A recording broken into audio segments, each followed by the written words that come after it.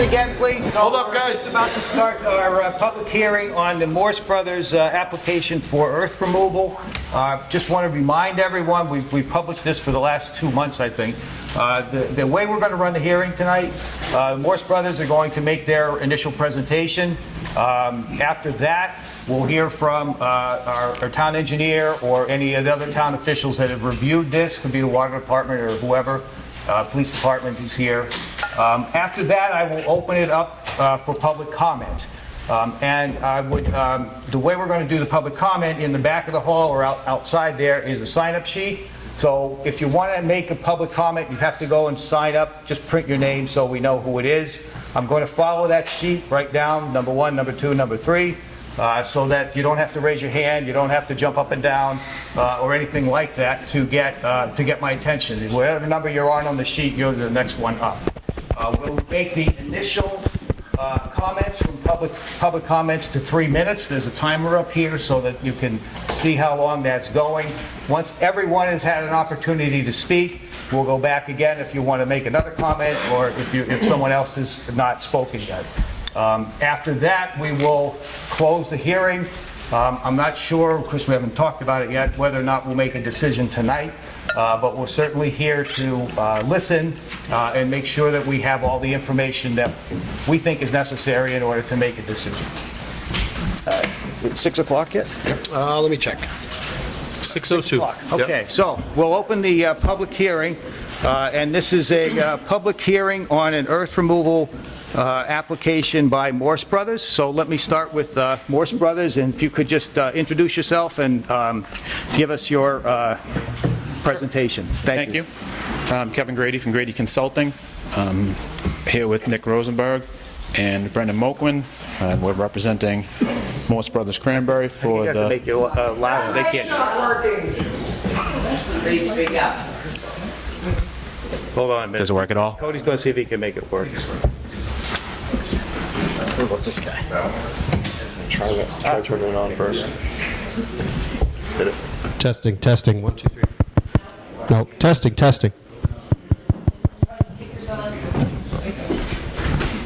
Sorry about that. Give us a minute. We'll. Are the speakers on? Yeah.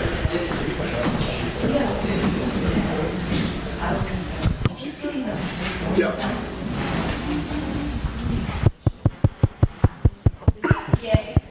You're okay ahead.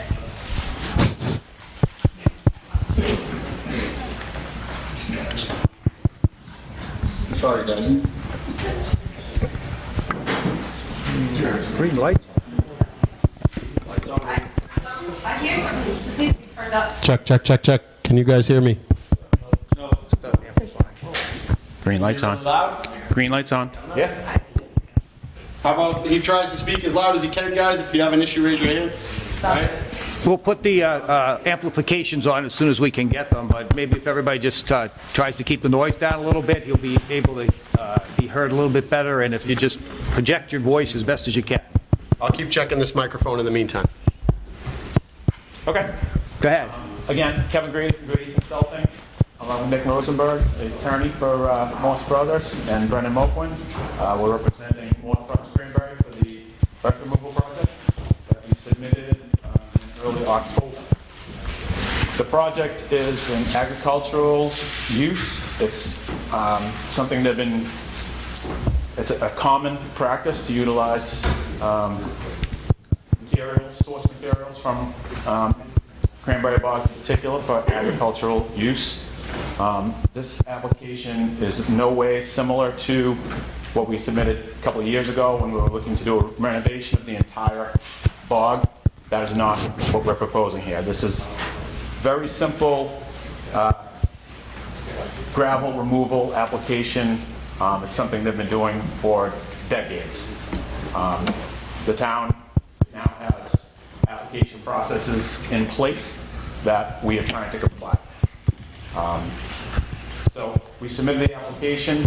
The application details conformance with the bylaw and all the regulations. I believe we submitted 22 pages of information over a month ago, and we're happy to take any questions on any of those.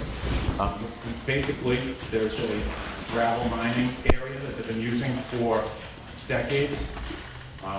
They want to continue using that. In this case, we're looking to remove 20,000 cubic yards over 1.4 acres. The property is 308 acres, so this is a small piece of that.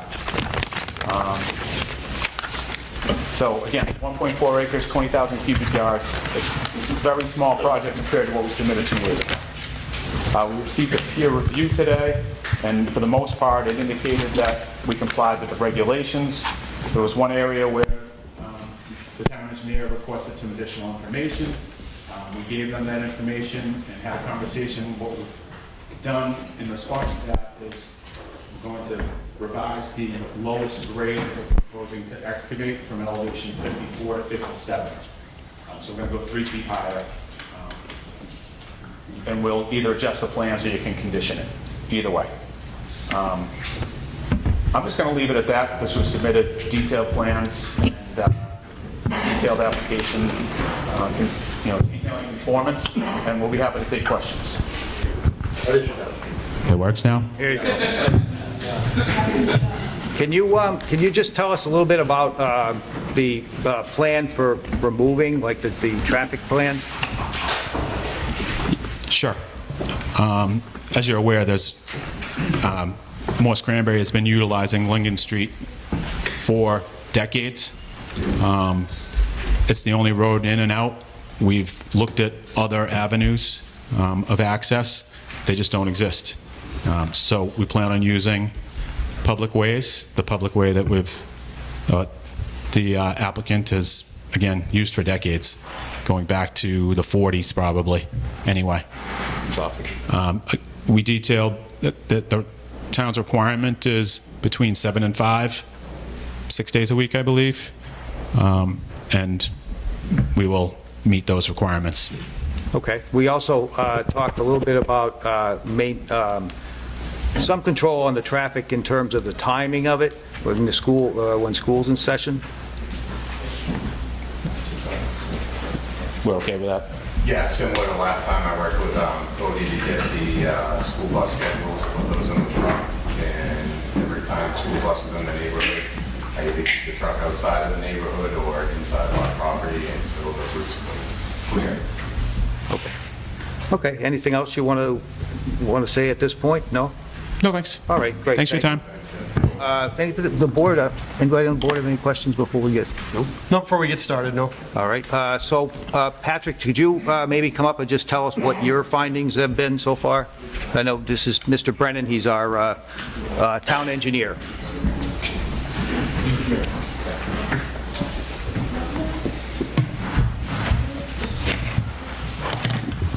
Does this work?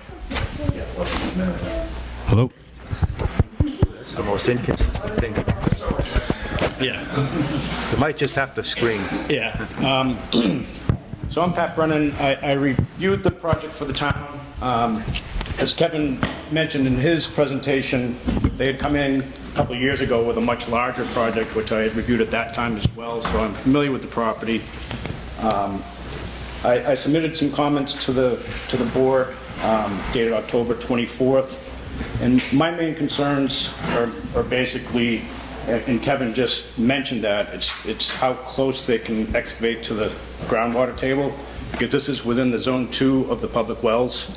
So you have regulations, DEP has regulations where you can only excavate to so many feet within, you have to leave so many feet of separation to the groundwater to avoid any potential contamination of the groundwater table. So that's really my biggest concern with the project, and they've, as Kevin just mentioned, they're going to adjust the plans so that they stay a minimum of 4 feet above the groundwater table, which is what the regulations call for.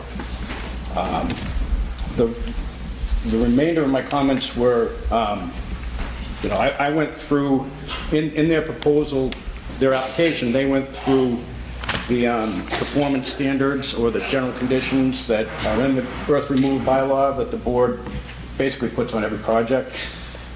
So I went through them as well, and I'll just hit on a couple of them. I don't want to take up too much time. One of them is with respect to processing of the materials, it's screening. And where this excavation is proposed, it's about 2,500 feet from the nearest adjacent property or adjacent dwelling. So it's almost a half mile away. So the noise from the excavators and so forth shouldn't be too much of a problem. One of the things that I suggested is that they maintain the existing vegetated buffer, the tree buffer, and not take down any additional trees, because the trees obviously help absorb some of that noise. So that was one of the other things that I was looking at. And just running through,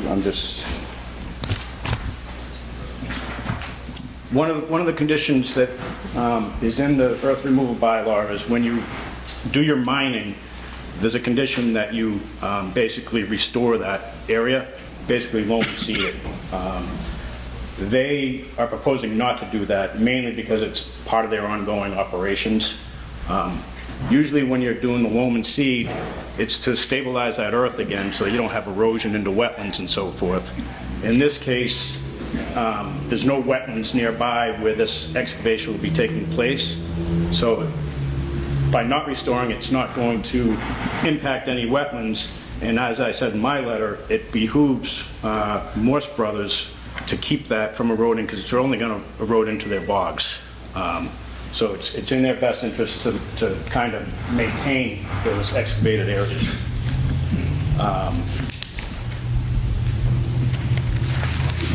One of the requirements is reports on how much material they remove, and they were saying that they would submit trucking reports so that the town can keep a log of that and know how much material is being removed.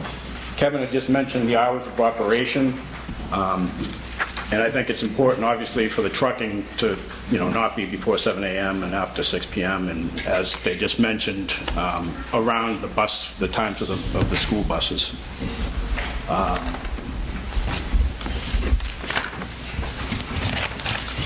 There's a lot more comments, but those are really the main ones that I think the town is probably most concerned with. There is also, and I'm not sure how it plays in, but your aquifer and well protection district bylaw, there's a couple of things in there. The main one, again, being the separation from groundwater, the minimum 4 feet. There is another one about 40% of the parcel remaining natural, which I believe that they have, but I just, maybe we can ask them to confirm that at some point. And that goes into not clearing any more trees between them and the houses in that neighborhood over there. So those are really the other items that are within your aquifer and well protection district bylaw. And again, those are the main comments that I really wanted to point out to everybody. I'd be happy to answer any questions if anybody has any. I have a couple. I could ask you quickly. So you say to maintain a 4-foot buffer. Would you feel more comfortable if that was larger than 4 feet in your estimation in these projects? Maybe something higher than 4?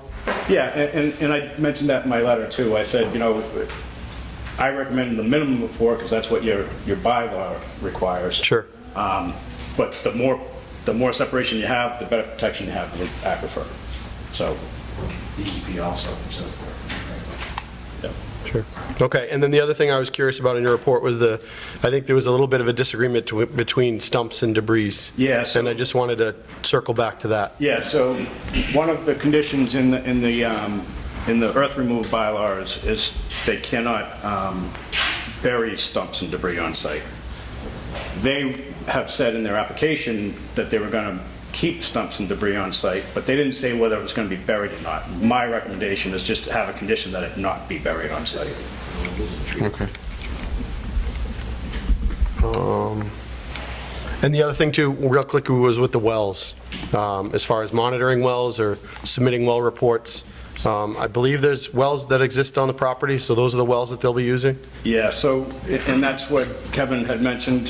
He sent me over the readings that they've been taking over the last, since 2020 in those wells, and that's how they came up with the highest water level that they came up with, and they're going to maintain the minimum 4 feet above that for the excavation.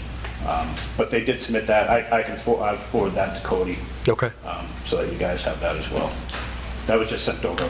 Kevin and I just talked late this afternoon, so we just got that information. Okay. And then one more about the trucks. I know originally it had 350, but it's now, we did the math and it's 715. Yeah. So maybe a question for you or for Kevin, why the discrepancy I there? think the math was just wrong in the application. Okay. And yeah, it's basically twice what they had. Okay. That's based on the quantity they have in the application. It's just Okay. the truckloads is more than that. Simply take the 20,000 divided by 20. Yeah. That's what I did. Yeah. Yeah, 715. You know, I did the calc 2 months ago, I don't recall Okay. today, but it's 28 yards per truck, so. Okay. All right, that's all the questions I had. Can I follow up just on one question on that trucking? Maybe for you, Kevin, is how many trucks in a day would we be talking about? I'll get back to you. You know, there's a lot of variables to that. No, I understand. You know, it depends on how many are available. I don't know what the max would be. Okay. I'll get back to you on that. Depends how quick you want me to move it, how drawn out it is. I mean, it's gonna be Monday through Friday, not gonna do Saturday. Really balance the bus schedule. I can certainly work with you guys, but I don't need to put maximum trucks on between this. Okay. Doing that schedule there. But I have no problem with Well, just some idea, that's all. The shorter duration. But, Yeah. Nausea? So I see you raise your hand, but I already, if you want to speak, I'm going to ask you to please sign up in the back, and then I'm going to go right down the list. We can't hear them talk. Oh, I'm sorry. Okay, we'll fix that. Yep.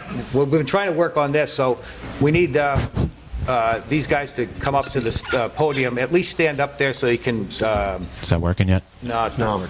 I don't know. We have a technical issue. I'm sorry. I just want to comment on this comment. Yeah, just if you would take a position up there and then project off to the corners. A few minor things on tree removal. There is a small area of trees, it's probably half an acre, but it's away from the residences going to the west, north and west.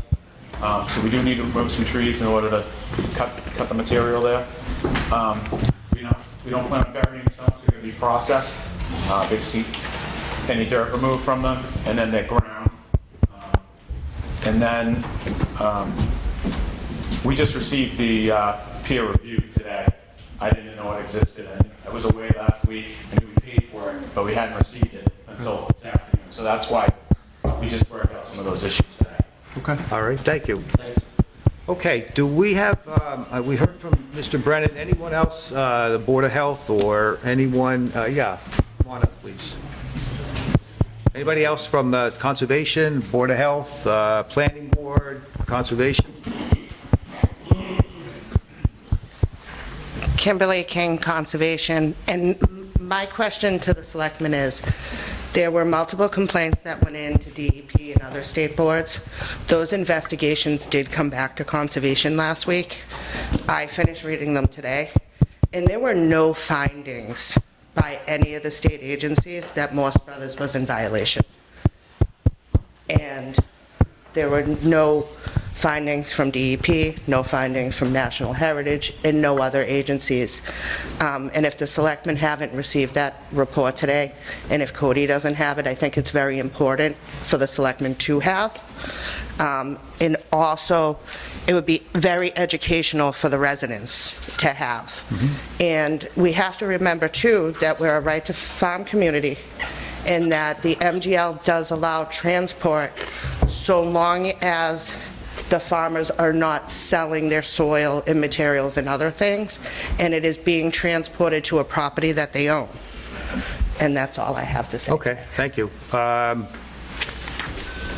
Police Chief, Planning Board, anything, anybody else? Okay, all right. Can we get that sheet then from the back? Everybody that wants to speak in the beginning has already signed in, is that right? Yes, I hope so. So, it's in the back of the hall. Back of the hall, I think it's back. Back of the hall, right back up behind, right over there to the right, or to my right. I'll stop with the first one. And lower. Bodies from Second Ave. I need the sheet before I want to call on you, so. I'll wait. So if you could finish up signing up and give me the sheet, please. So we're going to go, there's two reasons for that sheet. One is to make this orderly, so we don't have anybody jumping up and down and trying to get my attention. The second is so that our minutes will be accurately reflected as to who spoke and what. And that's why we need the sheet before we get started. But while we're waiting for that, I will point out that the board has, in addition to the, has received, in addition to the permit application from Morse Brothers, Mr. Brennan's report also. We received the DEP report that was referenced. We received comments from the water department, from the health department, and from the police department.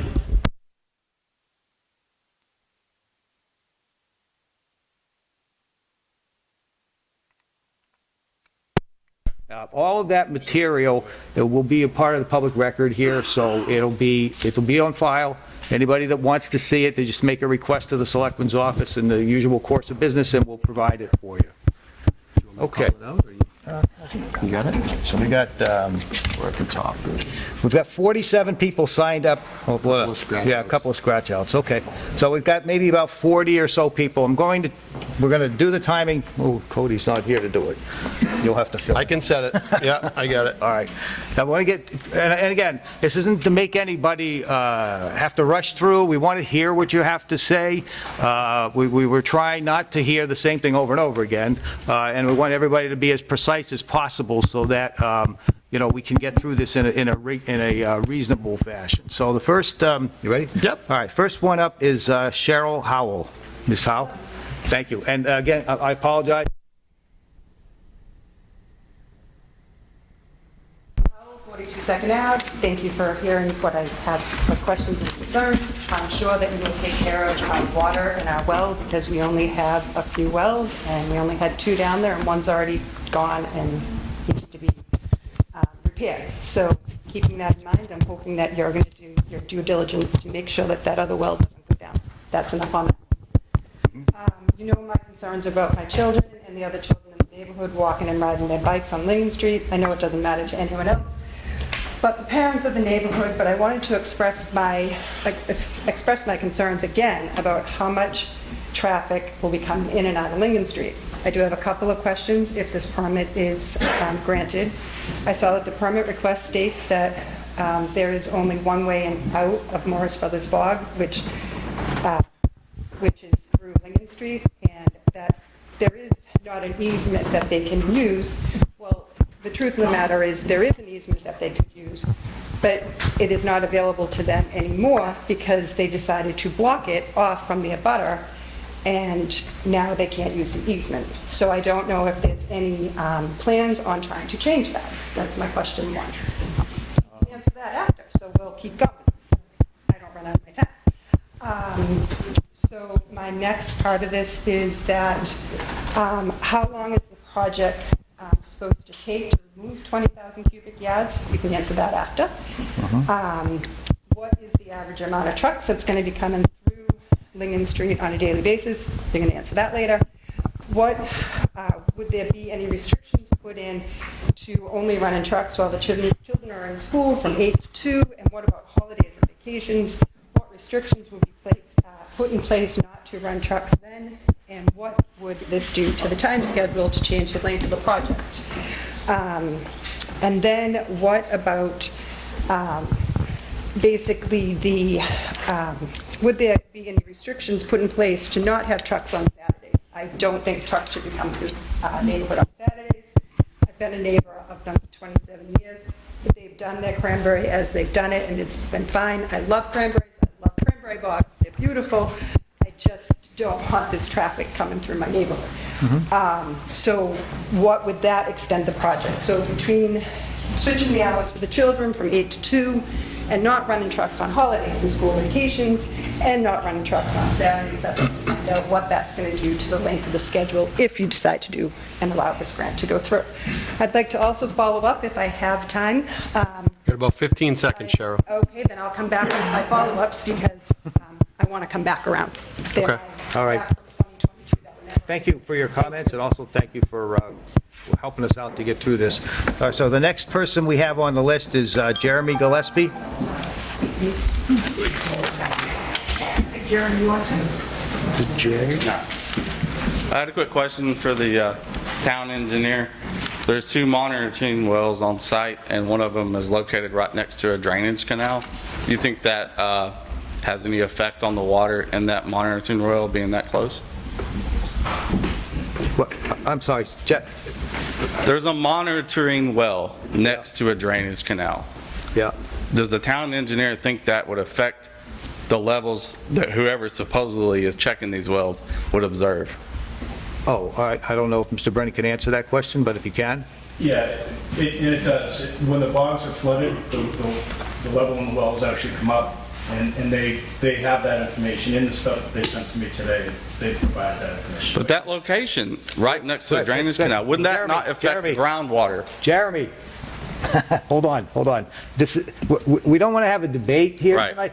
This is a public hearing, and the ultimate decision makers are sitting up here, right? Okay. So we want you folks to tell us what you're thinking. We want to All right. know if there's issues, if there's questions, but I don't want to have a debate between you and I was trying to any of clarify these folks or him. So just ask us some Okay. questions, and if I can get a question answered right now, I will. I'll be quick.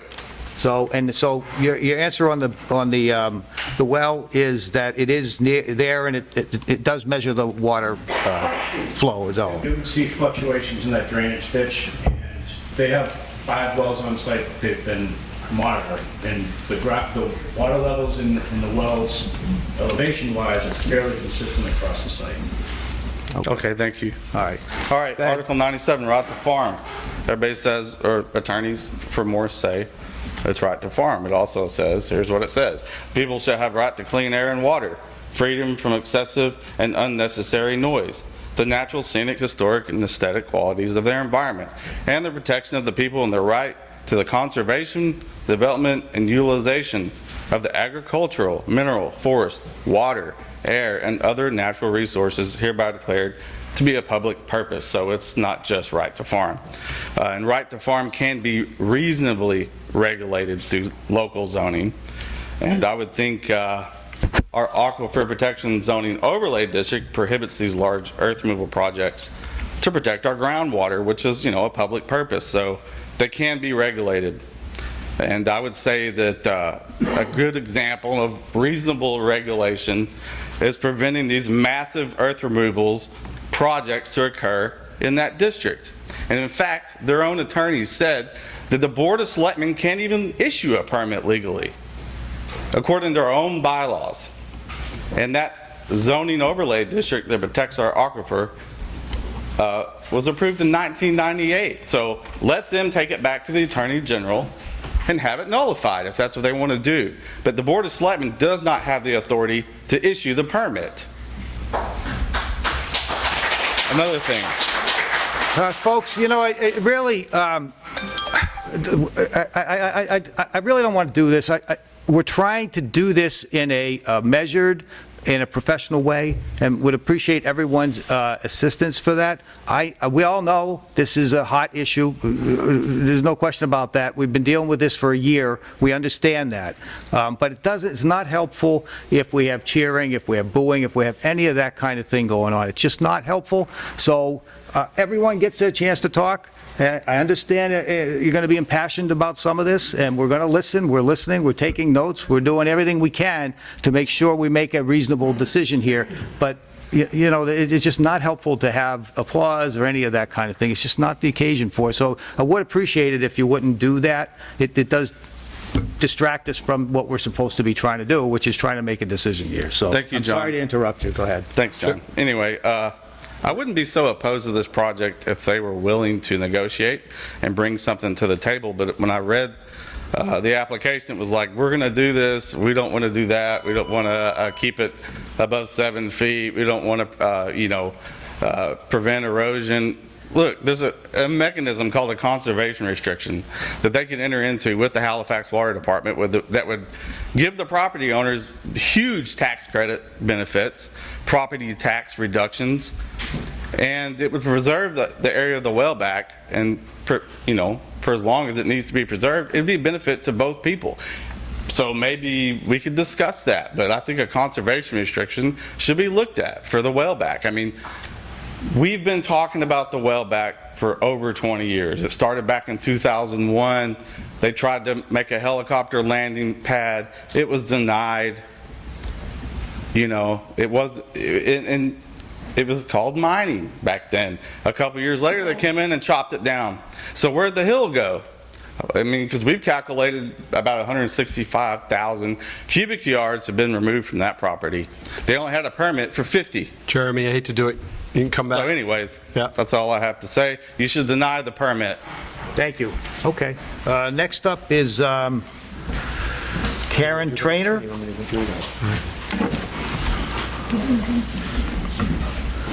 Again, folks, I was signing up to speak, but I will. we're really trying to do this in a way that will be able to make a rational decision. So I know we're cutting people off a little bit early, but we have 40 people that want to talk.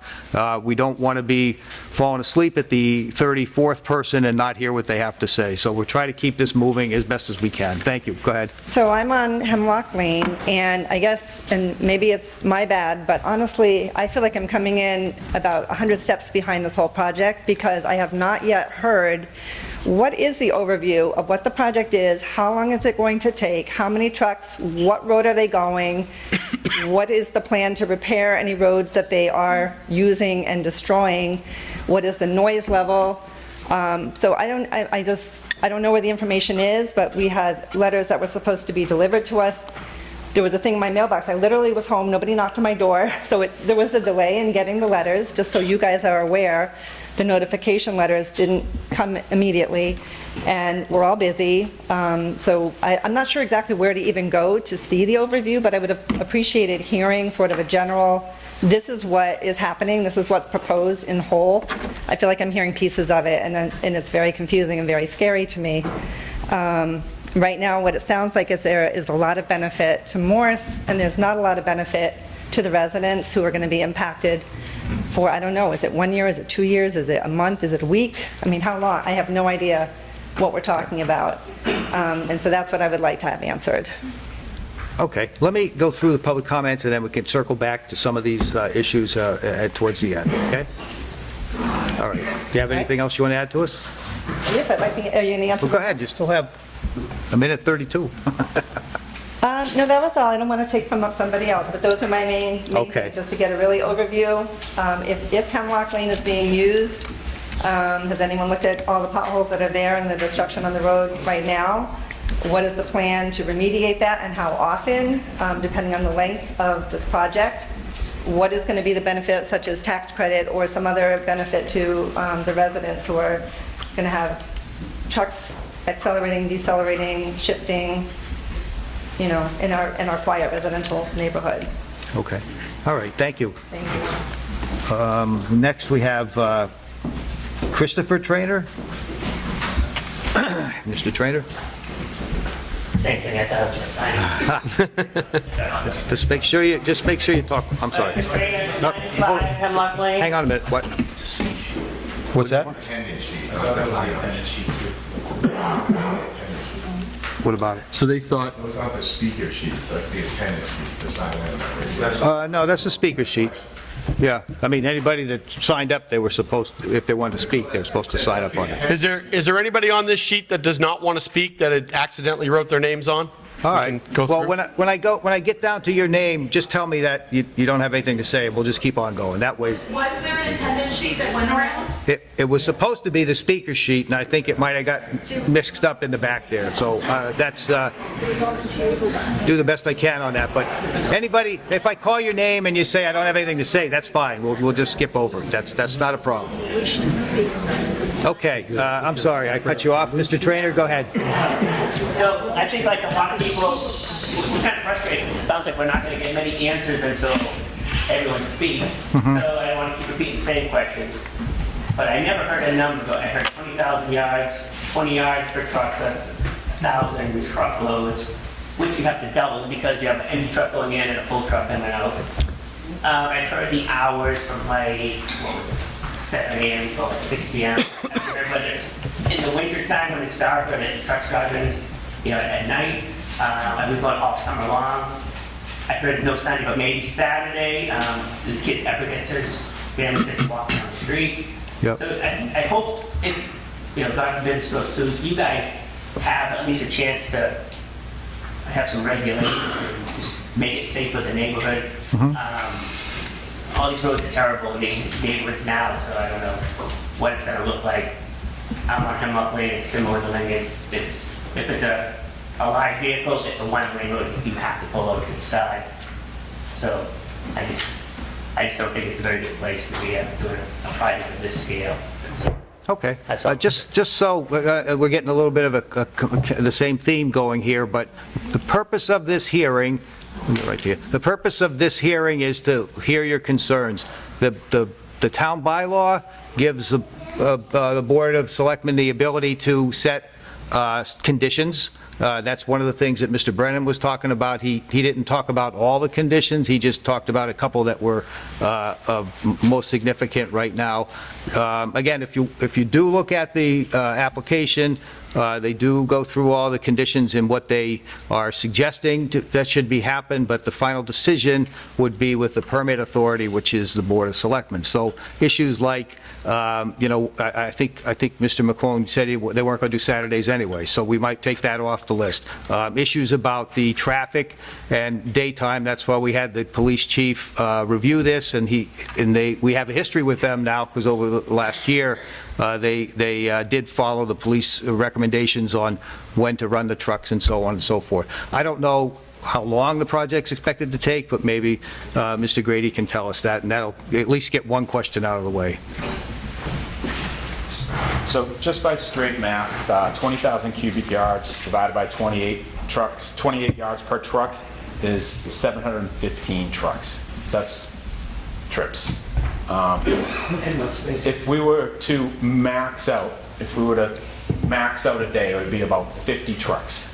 So that's 14 days. We probably won't be hammering down the road all those trucks unless everybody decides they want us to get it done as fast as we can. We can't do it any faster than that. We can do it slower than that. I would say, we don't have a permit in hand, we haven't had any conditions or anything, but a little over a month. Okay. And in case anyone's questioning it, that is their best estimate, again, based on ultimately how it's decided, if it's decided to have the hours of operation and all of those things. That all plays into it. So thank you for that. All right, let me, again, I apologize if there's miscommunication here, but go down the list. If you don't want to speak when I call your name, that's fine. Just say you're fine and we'll go on to the next one. So the next one is Margaret McKenna. Ms. McKenna?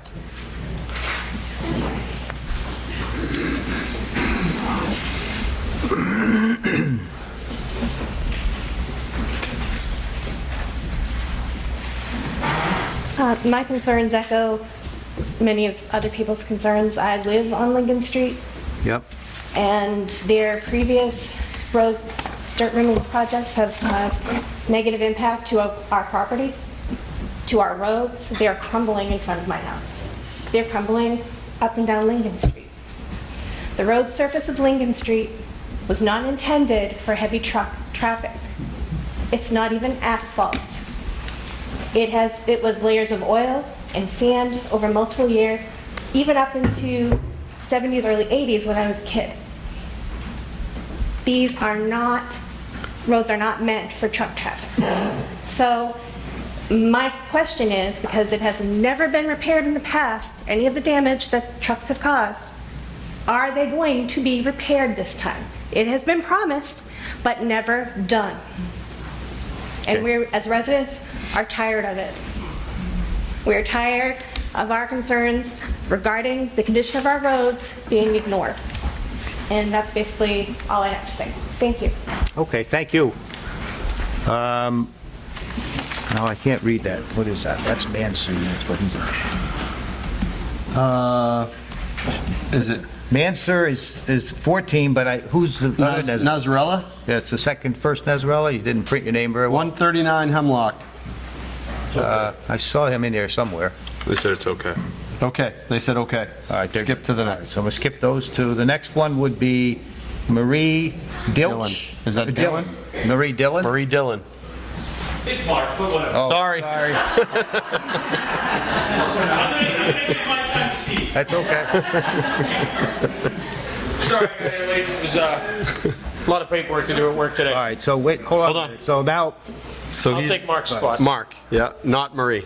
this is Steve Goodman. Steve Goodman.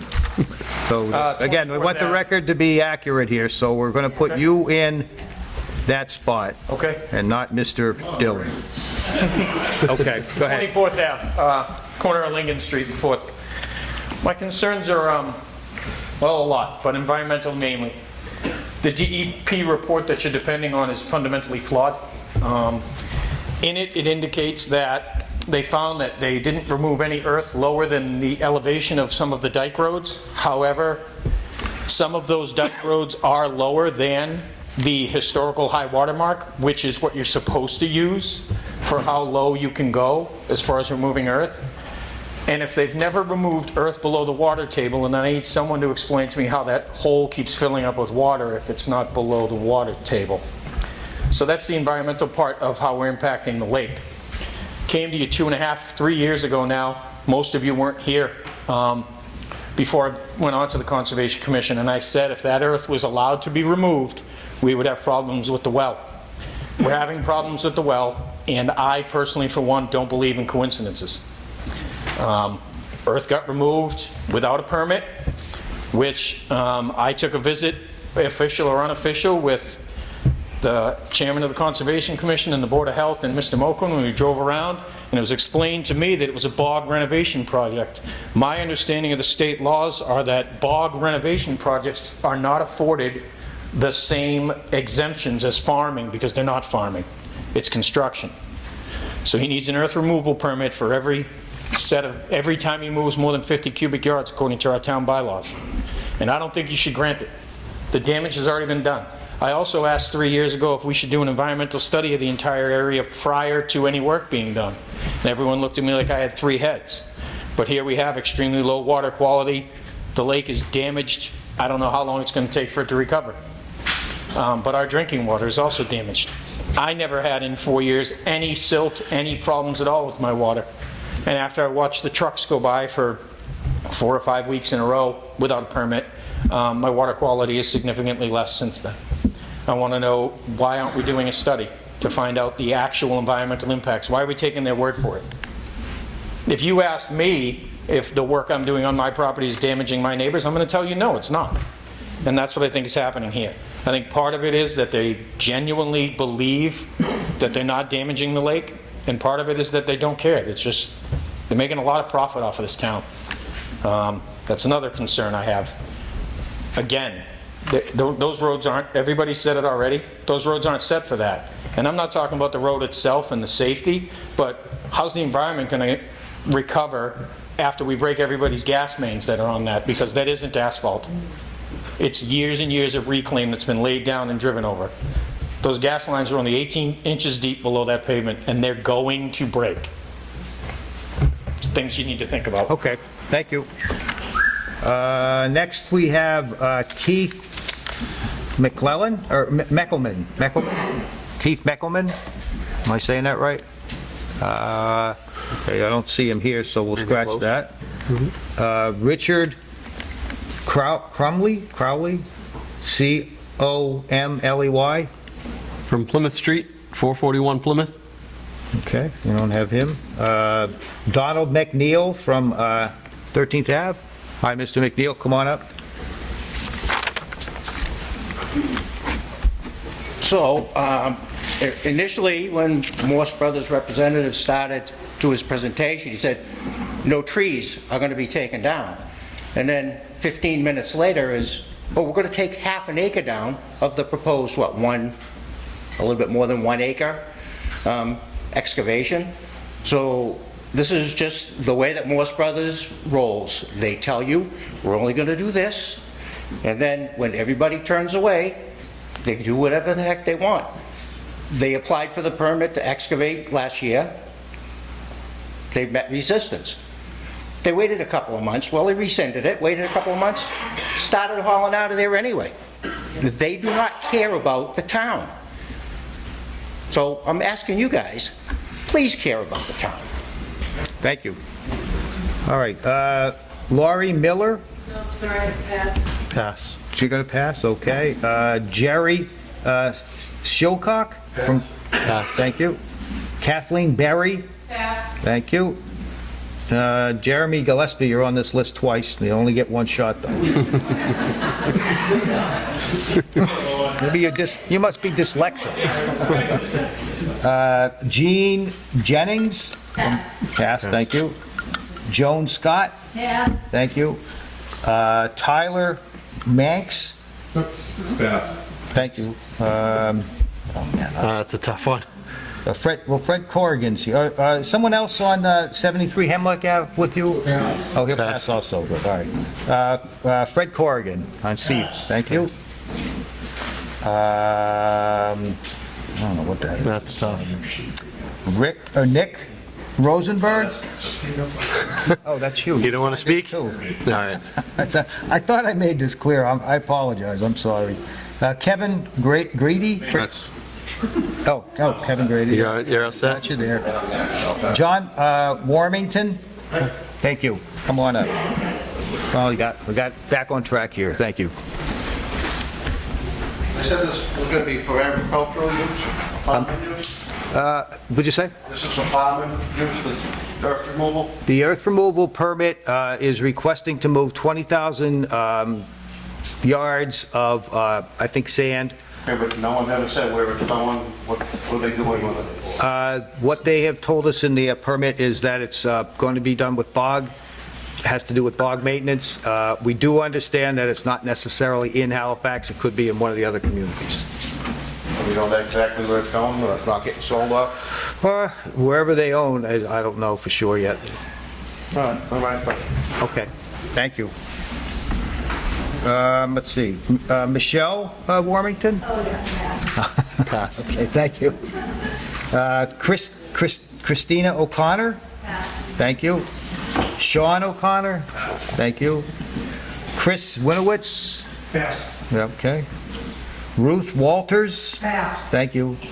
Jim Walters? Pass. Frank Johnson? Pass. Yeah, I'm sorry, I screwed this up. Amy Troop? Come on. Oh, thank you. All right.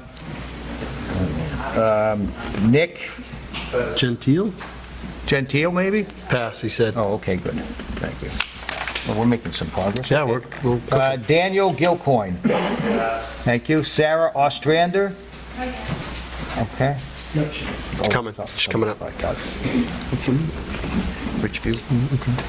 So I'm at 20 Richview Ave, and I do share the same sentiments as everyone has already expressed. But there's a couple other things that I wanted to bring up.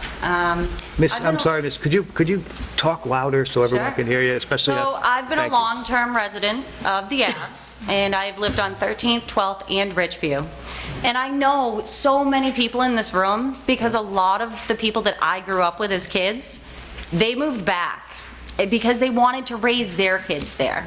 And the reason why everyone moves back and they bring their families back there is because it's a wonderful place for families. You can have your kids grow up and they can gain responsibility over time.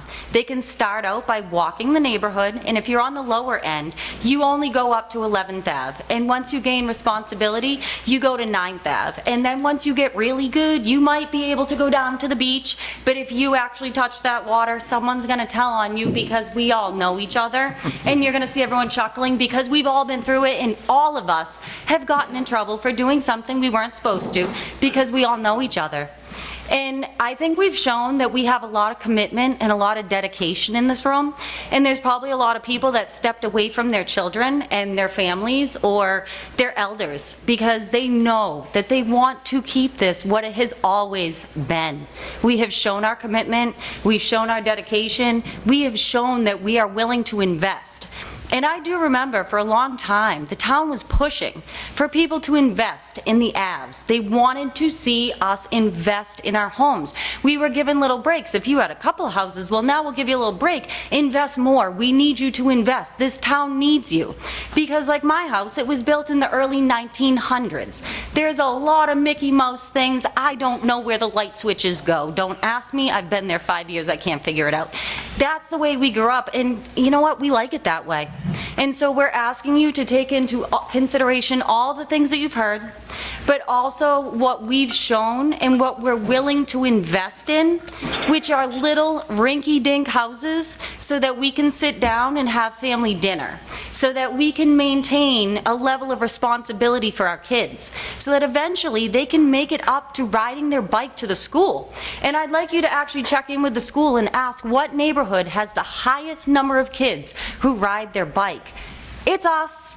And so keep that in mind. We're just trying to preserve what we have invested in. And we're asking you to take that into consideration and that we have voted you into place to represent us. And that is how government works, and that's how this is supposed to work. You're here to represent us. So please take into consideration how we have invested and represent us against something that doesn't represent us. Okay, thank you. Kimberly King, you were already up once. Sarah Sloat? Nothing? Can I speak as a resident? What? She wants to speak as a resident. Why don't you let me go through this list, and we're almost to the end. Dave Massio. Massio? Massio. Yeah. Dave Massio, 16 10th Ave. So we've been through some of these meetings before. We asked a bunch of questions. I understand the cranberry bogs have to keep going. They have to keep producing. Understand. We understand people have to work. There were questions that were asked at some of the past meetings. One of them was the tree removal, which I know because I asked that question. And they said, nope, we're not going to remove any trees. Tonight I'm hearing we're removing trees. There's going to be stumps or whatever it is. You can't lie to the town and not expect us to not rebut. Okay? It's all on TV. We can watch this. There was a number of things that were said, we'll try and keep it within certain hours. They didn't. The trucks are coming in earlier than they were asked. I get it. They got to work. But don't lie to us. And when you make your ultimate final decision based on our benefit of the town, remember, you were selected by the town. Work for us, not against us. I understand they got to do what they got to do. I'm not trying to stop them, but understand what everybody's here for. Okay? It's not to stop them from continuing their business. It's to stop them from hurting the neighborhood. Okay? I know that they don't want to do that. We understand that. They got to keep working. Figure out a better way. Don't lie to us, though. Everybody here knows. Okay? We heard it all before. Keep telling the lies, whatever, we'll call it out.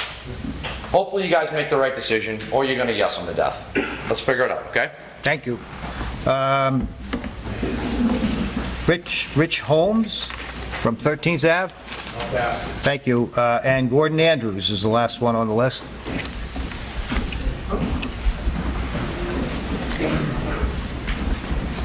Hello, everyone. Gordon Andrews, 244 Elm Street. I was just wondering if the Board of Selectmen could say whether or not that this project is within the aquifer protection zone? There's Mr. Brennan to answer that question. Yes, it's in zone 2. So has the planning board issued a permit for this project? I don't know. We haven't got to that point yet, but maybe. I don't know. I don't think so. I don't believe they're allowed to issue a permit for this, and it's required for the aquifer protection zone. I'd also ask you guys to set the fee at $15 per yard. if you approve this project. It's within your power to set the fee. $15 a yard times the 20,000, you got $300,000 to fix the road. And I'd also like to ask the Board of Selectmen to review the abutters list to make sure no one has a conflict of interest before they act. Okay, that is everyone that was on the list. Mrs. King, you wanted to have a few minutes rebuttal, and that's part of our process, so go ahead. Oh, yeah, I'm sorry, you were from? Yeah. Someone else go first. Oh, I'm sorry, Ms. Howe, yes, please. I forgot, I apologize.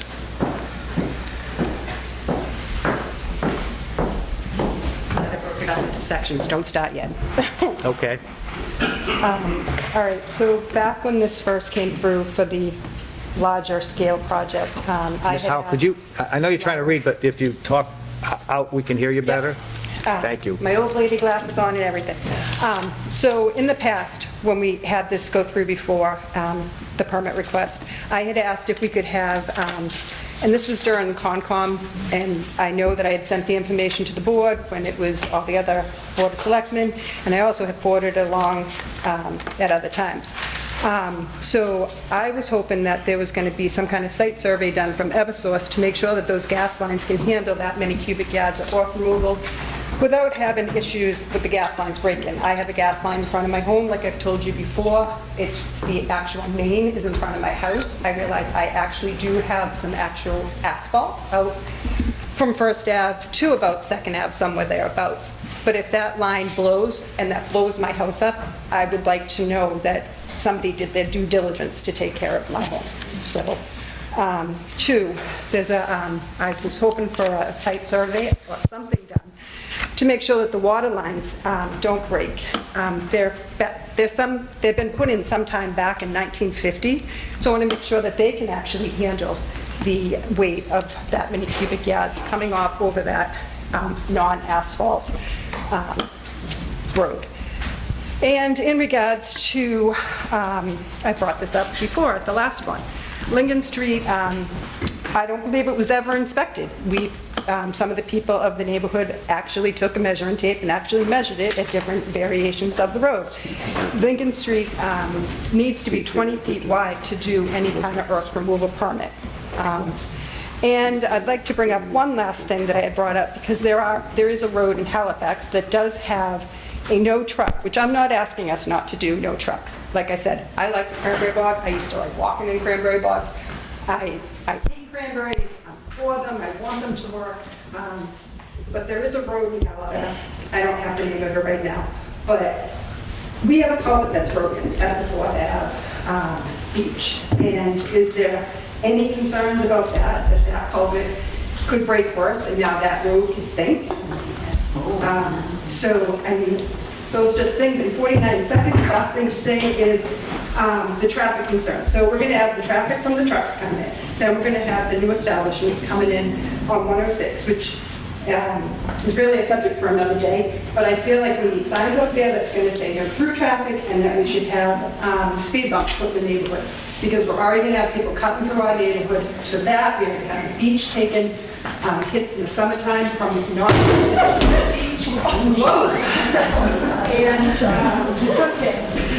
And they've already taken from their last permit 41,600 cubic yards that they closed in April of 2020, and then they used the remainder of 6,885 cubic yards to sand their bogs. So that's really loud. So without that, I would like to know that the gas lines are going to be fine, the water lines are going to be fine. I don't want my house to blow up. I want to have water. And I want my children to be safe.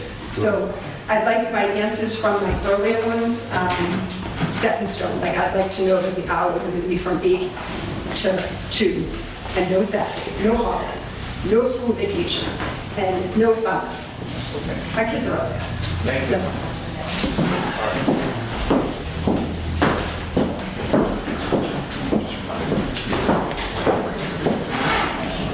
Can you talk into the microphone there? It looks like we have amplification. You get up a little bit closer so everybody can hear you, and watch it for 2 minutes. Kimberly King, 668 Plymouth. And I'm speaking as a resident, not as compound now. And I understand many concerns for the traffic and the trucks and others, but You don't live there. Well, wait a minute, please, again, let her speak, guys. but the biggest... I want everyone to have the opportunity to speak. The biggest concern that I have of being a resident and a parent is that some of the individuals in the neighborhood are not private investigators and others. They have followed the Morse Brothers trucks. That endangers the neighborhood more. The residents could stop acting as private investigators, stop trespassing. Okay, well, wait a minute. Different things This is- to improve things. Kim, we're here to deal with the application, not with the neighbors, so No, let's talk about the I application. understand that, and there's a solution. I've spoken to Morse Brothers as a resident and on Concom, and they are more than willing to work with everybody. If everybody would just stop being so angry, difficult, clapping for different things and other things, if there could be reasonable discussions that were cooperative, that led to useful communication, this town could profit and Morse Brothers would still be able to work. When I went out for an emergency visit once, it's not that it was a false report that came in, it was more over-exaggerated, and poor John, you were alone at this time. But when I was out with Mr. Hingham, he had wonderful ideas, but they didn't feel that they could safely go forward with them. But there's a lot of solutions there if we could listen as a community and work together. And that's all that I'm asking, is for the community to work together. And I mean, yes, we have the beach, but there's fees, there's traffic, there will be traffic. Okay, all right, thank you. You're welcome. Does anyone else have anything else they want to ask, bring to the board's attention? May I? Yes, ma'am, go to the thing there. We have a time for the... That's okay, I'll be quick. Yeah, That scares me. Talk into us. Talk nice and loud. All right, then I'll talk nice and loud. Crystal Kingsley, 49 Hemlock Lane. So I feel like I'm kind of behind the bus here too with just getting the letter in the mail. So a couple of very brief things I'd like to address. Is there a conflict of interest from Lingham Street cutting down these trucks that are going to affect Hemlock Lane? And I'd like to be able to have a traffic pattern in writing, so when this does affect Hemlock Lane, we already have a damaged street. We have new children, new babies that were born on this street, and I'd like to be able to have my kids safe and not be dealing with 715 trucks over, whether it be 14 months or 2 years. The second comment I'd like to say is all of the earth that is being removed, where is it going? And is the town profiting? Because if the town's not profiting from all this removal, it damn well should. Somehow we should be making money back. Now, I've heard rumors, and God knows who's true and what's not around here, but I've heard it's going to Middleborough. Do we own anything in Middleborough? Or does Morse own something in Middleborough, and that's where the treatment plant or transition plant is going and being, where all the earth is being separated and then resold? So if we can find out, can the town make some money on this? It'd be fantastic. Is Hemlock Lane going to be part of the traffic pattern? And if it is, again, we've reiterated, I'd like to know the times and days, because we do have children that are on this street, that are riding the bikes now, in and out of the cemetery. Getting out of Hemlock Lane is very difficult as it is. I can only see that EMS is going to have an even further problem getting down and up and down that street during the winter. We're going to be cutting through the cemetery.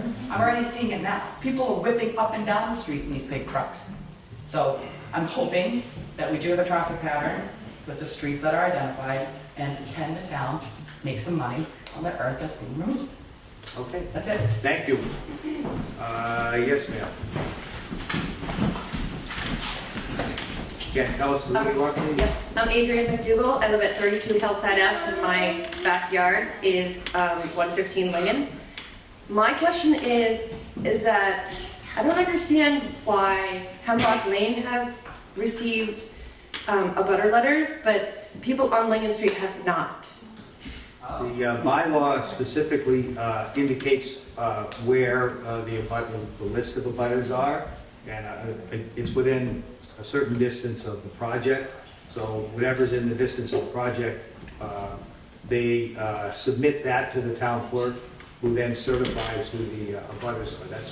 That's how the notification. But we did the best we could in terms of publicizing this. We've been talking about it for a while. Get on the website and all that to make sure everybody has a notice of it and an opportunity to tell us what they think. I just think it would be nice for everyone to be notified that it's going to affect. It would make no sense. Okay, thank you. Yeah, thank you.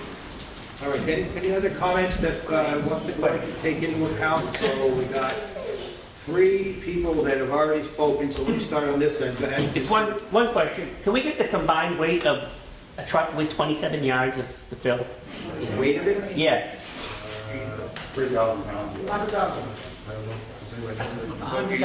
100,000.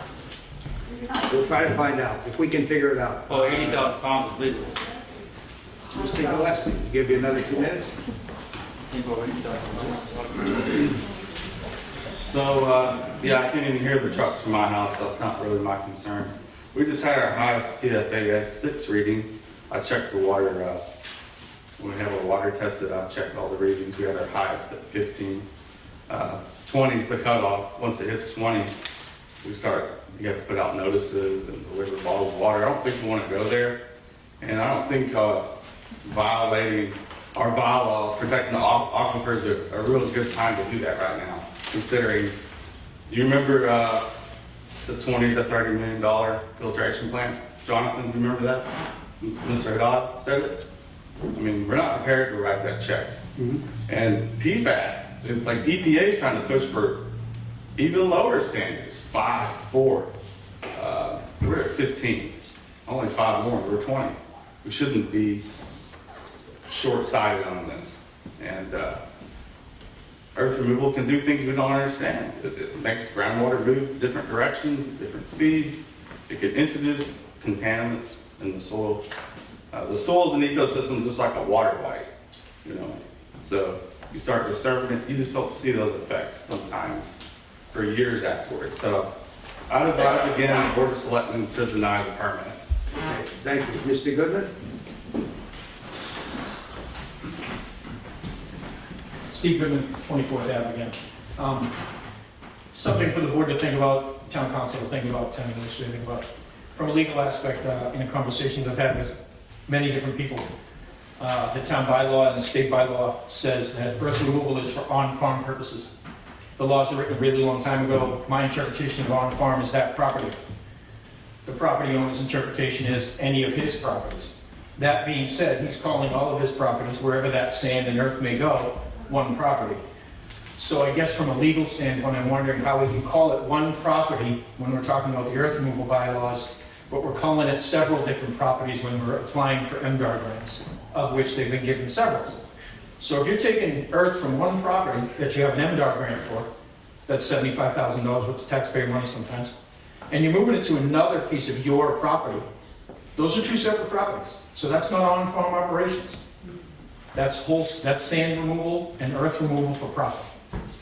And it's something we really need to think about, because if they're making profit, if we're going to destroy our lake and our water supply and end up having to buy our water back after Brockton takes it and treats it, which seems like that's where we might be going, because our wells are going to be no good, we might as well make some money to help pay for the water we're going to have to buy from Brockton.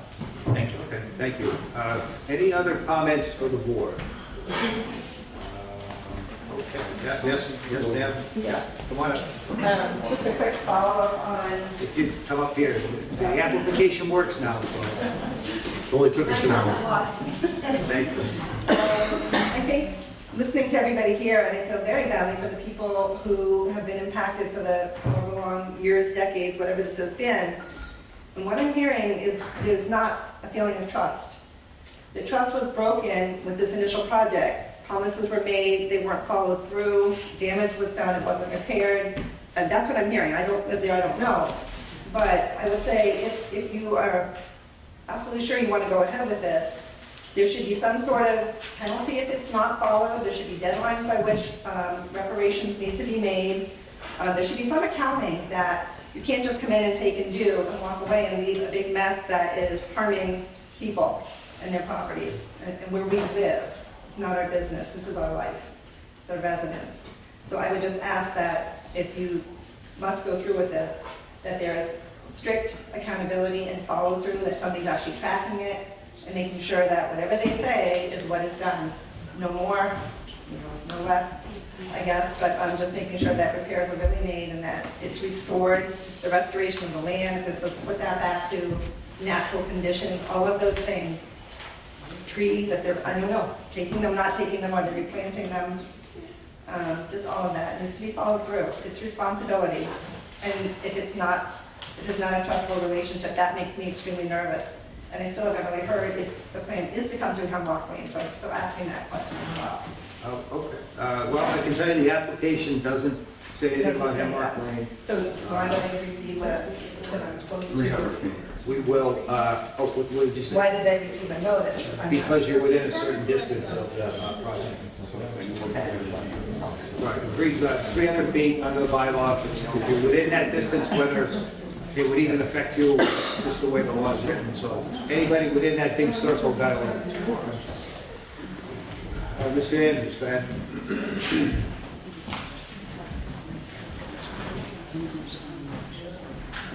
Gordon Andrews, Elm Street. Did the Board of Selectmen receive any recommendations from the water commissioners, and if so, could you read them? We did. Public record. We have a letter from the water commissioner. I'm sorry, the water department. Yeah. It's in here somewhere. I can prove it. It's right. We have again, these documents are all part of the public record. They'll all be, they'll be available for anyone who wants to see them. But we asked the health, they wrote back, say they had no concerns. We asked the police department and police chief, as we mentioned earlier, wanted to take into account the traffic flow with the buses and so on.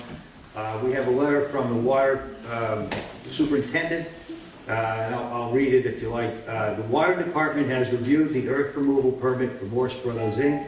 We have been out to the site in the past, and we've had talks with Mass DEP, both on-site and over the phone, regarding removal of soil from their property.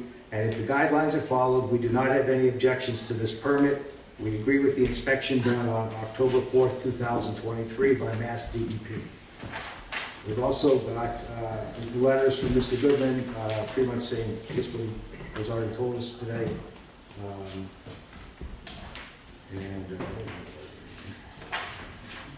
And we had a letter from one of the members of the Conservation Commission. Read it. It's a matter of public records. I don't think I have to read off all of the whole letter, but it does talk about basically doing due diligence and so on for We want to hear for the permit application. Can you read it? I'm sorry? Will you read it, please?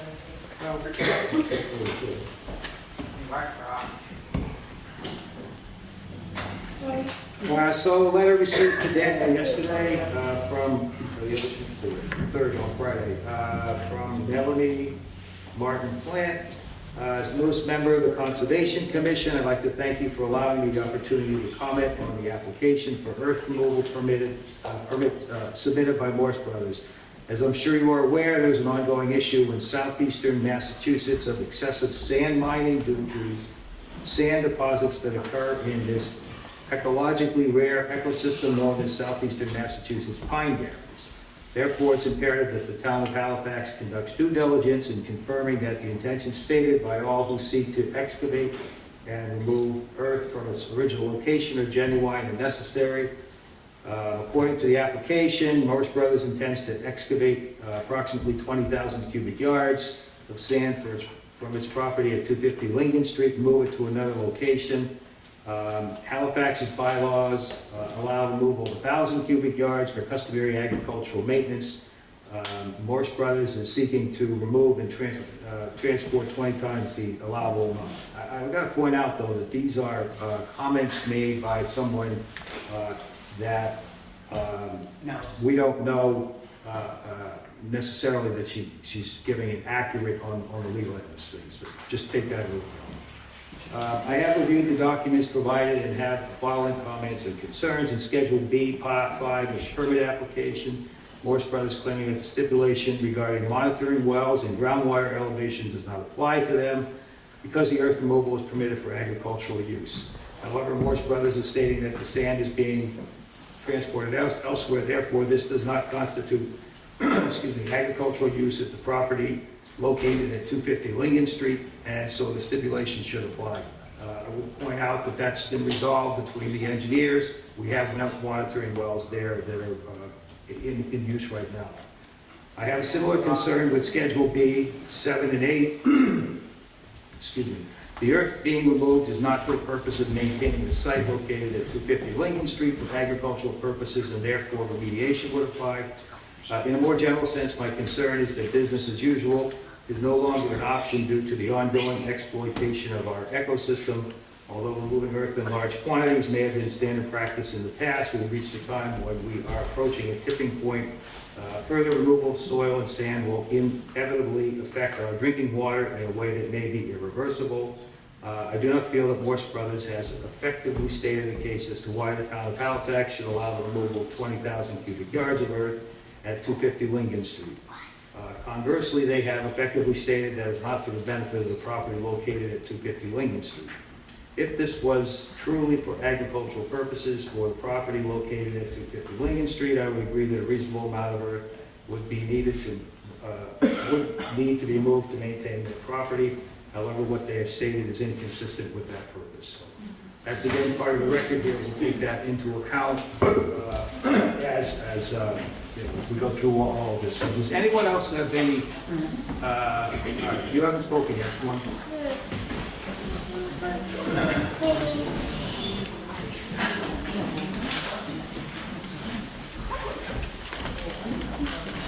Erica Rossini, 6 Dearman Road. Just a couple questions. So it's the board's job to approve the permit, but from what I keep hearing is they were illegally doing removal in the past. Would it have been the board's responsibility to cease the removal that was being done illegally? I don't know that they were doing anything illegal in the past. There's been a controversy about whether or not a permit was even needed, and we went through that last spring. Since then, Morse Brothers has agreed to apply for a permit as we've requested them to do. And so we're dealing with this permit on its terms, what they want to do now. Okay. Another question, who would be the town person that oversees to make sure that the permit's being followed exactly the way the restrictions are in place and all that? Part of the conditions that we were discussing and that Morse Brothers agreed to in their application to most of these, the Board of Selectmen or its representative has the right to go on the property and check it out. Engineering reports will be asked to be provided saying how much sand is going, and our own town engineer will make his inspections when necessary, as will the Board of Health if necessary. So it will be overseen. Okay. And the last question, when are we actually going to hear the answers to the questions that were already asked? So what this purpose of tonight's meeting is to give the Board of Selectmen, who have responsibility to make a decision about this permit. That's what our job is. And so we've had a public hearing as we're required to under the bylaw, as we would have probably done anyway, so that we can hear everybody's concerns. Obviously, I mean, I have 5 pages worth of notes. I'm not prepared tonight to make it a final decision on this. I need to think about it a little bit. Review the documents. I assume the rest of the board does also. So, you know, we have it on the agenda for tomorrow night. I doubt very much we'll be in a position to make a decision then, but at least it's on the agenda, and we'll keep it in front and center until we can get this resolved. I mean, obviously, what we're trying to do is to do this in a thoughtful way. Both on taking into account what Morse Brothers wants to do and taking into account the concerns of the neighbors and the town residents. So we're really trying to do that in a balanced way. I don't want to rush it, certainly not. And we want to make sure that whatever decision we make, we can justify it with all the evidence and paperwork that we can put together. So we're trying to do it thoughtfully. If that's any help to anybody, I don't know if it is, but that's what we're actually trying to do.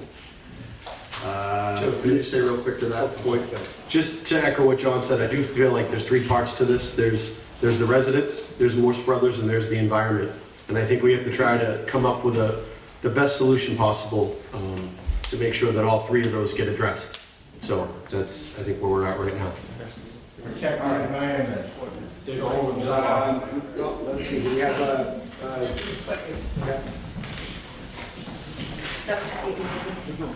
Adrian McDougal, 32 Hillside. Just quick questions. You mentioned an assessment by the water commissioner, water and the superintendent. Did those include any assessment of water lines under Lincoln Street? any assessment of what? The water lines under Lincoln Street. Well, that would be a combination of the highway department and the water department. The highway department's been out. We don't have his report. We'll ask him to give us one, but he hasn't expressed any concerns yet to us. Maybe he will. Okay, so not the water line stuff, the water mains? Water commission said they have no concerns. We haven't heard anything on water lines on the street yet. Yeah, we haven't heard anything about that. We haven't heard from the highway So maybe department. they haven't assessed that because our water lines in the neighborhood have been crumbling over the years. The other question is who owns the property that the blocked easement is on? That what? Someone mentioned the easement that they have to go out Hemlock is blocked. Whose property is the easement going through? So I don't have any direct evidence of this. All I know is that their traffic plan puts it down Lincoln Street. My understanding is that that easement is a dirt road and that it is not suitable. This is Well, from the prior dirt discussions. road at the end of Lincoln Street is still dirt road. So I'm just wondering who owns the property that the easement goes As far as I through. understand, it's Hemlock Farms. It'd be my father and Monica's property. Okay, thank you. All right. Mrs. Rose, you haven't spoken yet? Nope. What is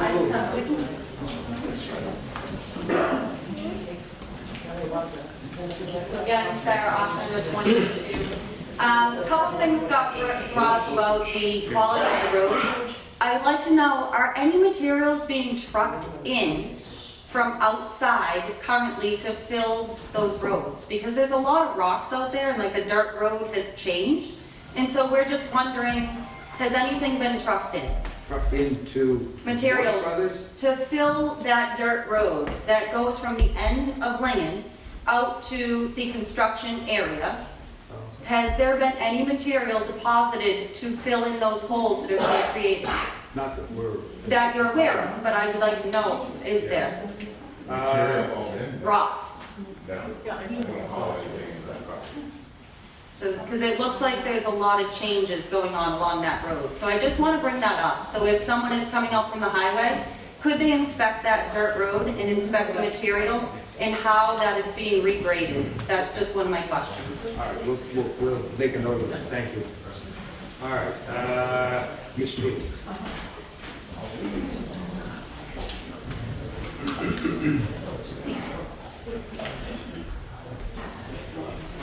Amy Troop, 10 Hillside Ave. I would like to ask the Board of Selectmen, do you receive water from the town of Halifax? My house, you mean? Yes. Okay. So then this affects you as well because we're talking about our aquifer protection zone. And that those wells supply the water to York Street, and to wherever you may live, Naja. And that is a very important thing to consider because there's a lot of people in this town currently that come up to me and say that they don't even understand that this big dig is actually about them. They think it's about Lincoln Street. So I'm basically going to just make sure that the town of Halifax, which is also the job of the selectmen, to make sure that the town of Halifax is represented. You are voted by us. You're not voted in by people who do not vote in this town. Engineers cannot circumvent our bylaws. They can't make agreements that disagree with our bylaws. When we're trucking sand, which I can see directly from my house that is very close to Lincoln Street, and by the way, we can leaf blow and the rocks on our street overturn. So I would be very concerned about A, our foundations that are not built to today's standards, A lot of the framing in these houses are 16 on center with 2x6s, and they have never been upgraded. They could fall. We're talking about water lines. We're talking about gas lines. We're talking about a culvert that could actually collapse on Lincoln Street. I mean, our roads are leaf blowable, okay? So I would remind everybody at this board that you work for everybody that is here. So patience when you're listening to us would be awesome. Because the way that you smirk at us and everything is absolutely abhorrent. Are you a conflict of interest? So, by this, I would really like it. I would really like it that you actually remember that you are elected by the town of Halifax and that water comes out of your faucet from these wells. Thank you. Anyone else have any more comments or suggestions for the board? Yes, ma'am. Come on up front.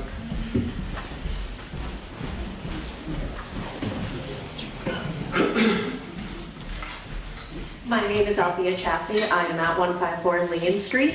I just recently moved there, and again, I know it's a bylaw. I know there are things that maybe were oversighted with it, but unless I got it today and I didn't check the mail, I'm a little bit frustrated that I am the last house on Lincoln Street and I didn't get an abutters notice. Again, I understand that with the way land works and the road works, that Hemlock Lane probably is closer than we are, but it does still include our access, and it's still, you know, like I said, a little frustrating to hear that we didn't get any information on that. I had to rely on my new neighbors to kind of figure out about this town meeting and about the water and all of that. So I guess no concern for Morse Bros, but I just wanted to state that. Okay. Thank you. Yes, ma'am. Kathleen Berry, 34 Highland Circle. My question is this: we are nearing winter, and as we near winter, are they going to be able to still be able to do their project once they have a permit, if it's granted, when weather and frost come?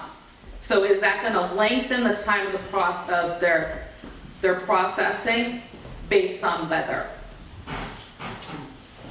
I don't know if Mr. Grady can answer that question in terms of... It will, yeah. Once the freeze comes, I can't spread it on the back end, so that's really, I know this is a thoughtful process, but keep in mind whether the truckloads, if we want to cut them in half and lengthen it, then it's going to be a portion that will get done this year, and then the finish will have to be late winter, early spring. Okay. So once the freeze comes... Okay. All right. And is that once the freeze happens? Once the frost. Once the frost? I have a location, yeah. Okay. Anyone else have any other comments for the board? Okay, so that being the case, I'll move that we close the public hearing. And we will take up, yes? If you're going to close the public hearing, you can allow the water, the highway report. Sure. You can enter that. We're going to close the public hearing. We're still taking whatever evidence or records that the town departments are going to give us. Sure. If the water department has a different view, they can send us that, although they've been consistent in their answers. And the highway department, we haven't gotten his letter yet, but the last time this came up, he didn't seem to have any concerns. We'll see if he does this time. Can you get a deadline on that? Submissions from other boards? Well, we have it on tomorrow's agenda. Okay. So, and again, I have 5 or 6 pages worth of notes. We have... I have a Conservation Commission meeting tomorrow that I plan on being at, so I can't be in 2 places at once. Oh, We're on the 17th, we're not meeting. Oh, that's right. All right, I'll be here. okay, all right. Cody just reminded me that within 45 days, we have to make a decision. So it'll be, I'm sure it'll be quicker than that. And it'll be, we'll post it, we'll make everybody know when the final decision is going to be made. Yes, ma'am. Just commenting, Cheryl Battle, 42 Selectmen again. So all my questions that I have, because I was under the limit of the 3 minutes and I couldn't get the answers right then and there, because you don't know, how am I going to get those answers that I have? What we're going to do is take that all into account in terms of the decision-making process and be able to answer them as best as we can. If there's some, I think most of the questions you asked, we will probably be able to get answers to, and take that into consideration in terms of if the board decides to allow the permit, and if they do, what the terms and conditions. If you look at the application of the bylaw, again, it's available if you want it. The bylaw specifies a whole list of different traditional conditions, some of which are things that you raised. So traffic patterns, that kind of thing, so.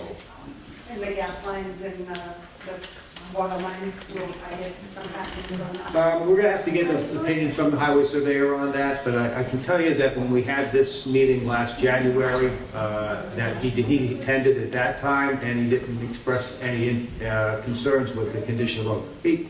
They're old roads, everybody knows that. They're not, modern highways are not in the best of shape, there's no question about that. But we'll check with him to make sure that he agrees. I supplied you the last time with the episode's email and telephone number, someone should reach out for a site survey of some sort. I can't request it, obviously, but that's in some of the old documentation. I didn't hear exactly what you said. So I gave you the sales at Eversource, whatever, and the gal's name, Morgan, I gave you a telephone number, it's all in the folder paperwork. Oh. Site survey if you wanted to Oh. know about the gas Okay. lines if they're gonna break. Okay. I don't have the responsibility to do that, so. Okay. All right. Is it necessary to close the hearing, or can we just continue it to another time so that we can have the answers to our questions? We're going to close this public hearing. This was tonight's purpose, was to take this information. We have to make a decision within 45 days of the application, which was a week ago. No, the application was October. Oh, it was in October. So we're running out of time to make a decision anyway. So we will have to come up with a decision fairly. But part of the hearing should be answering our questions, so I would think that it would be a great idea that you make sure that our questions are answered in the hearing. All right, thank you. Ms. Sloat? I just want to say one thing.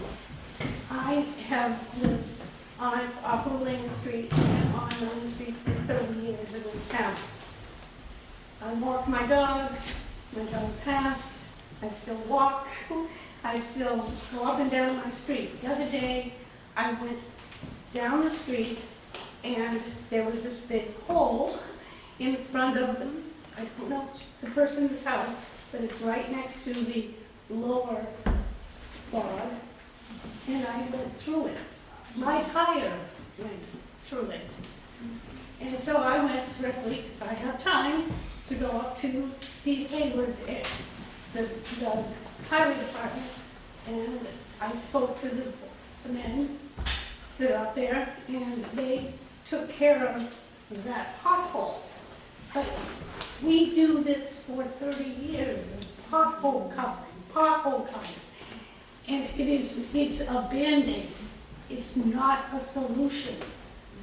So I'm verbally saying that we need that solution as soon as you guys consider what's going on with our water. I own a Brita. How many people in this room own a Brita? Okay? And that's not because 10 years ago I needed a Brita. Or 5 years ago I needed a Brita. It was 5 months, and I'm going to stop now. Ms. Sloat, It's okay. let me stop you right there. So I thought you were going to ask me a pretty quick question. If you have comments for us, you're not being recorded because you're not up here. And so we would need you to come up here and do that. I hear your concern, I heard that, but we're trying to follow a process here. You notice everybody's come up to the microphone and give their presentation. So if you want to give us some sort of presentation like that, please come up here. That way you'll be part of the minutes. Okay, so now you have to just get up close to that microphone. Everybody's leaving, so give them a second so we won't get drowned off. And then again, we're following a process, so tell us your name. And like I said, this is a 2-minute opportunity to tell us whatever it is you wanted to tell us. Okay. All right? My name is Sarah Sloat. I'm on 36 Second Avenue. I've lived in the town for 30 years. I've lived on Main Street and off of Main Street. I have walked the dogs. I have driven up and down that street. And there are a lot of times when there are a lot of big potholes that need to be cared for. And I go over to the highway department sometimes and tell them, and they can activate it and get it fixed. I'm just saying that a Band-Aid is not gonna make it this time. Gas lines, water line, environmental issues, just like everybody's repeating.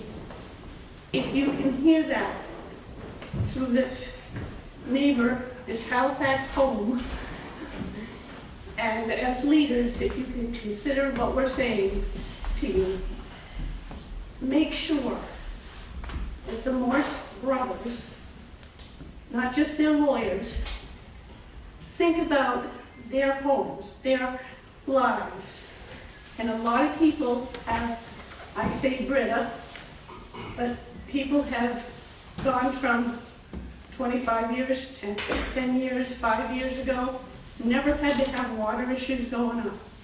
And now we have them, and we have to consider how we go forward to make the best situation for ourselves. Thank you. All right, thank you. Okay, so we have a motion to close the hearing. Do I have a second? Second. Any discussion on closing the public hearing? All those in favor say aye. Opposed? Unanimous. Again, we will have a decision within the required by November 17th. Carol